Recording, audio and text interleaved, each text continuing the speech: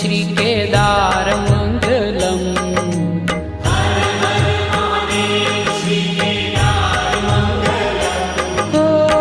त्रिपुरहार त्रिलोकी आधार मंगलम।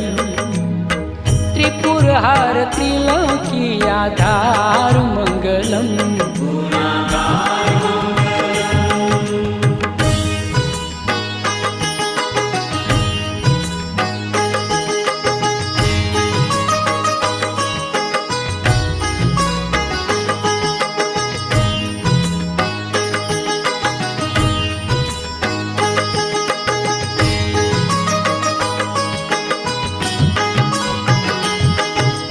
कोशमेश्वर देवादिदेव मंगलम।